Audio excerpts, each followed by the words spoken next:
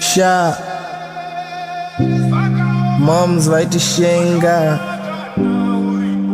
boys and girls shuwa ndakashenga.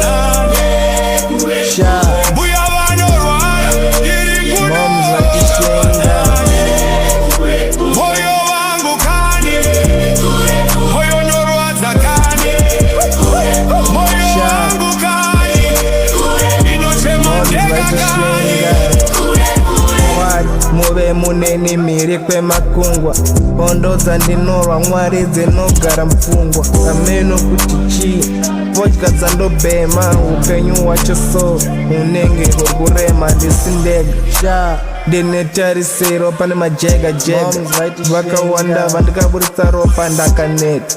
Life isn't easy every time ndongoseka, hama dzacho chii dzinenge dzine majega.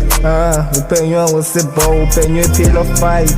Sha nozviona every day at night, vanondironda kuhope maskati, handigoni kubhema kana kurova skati.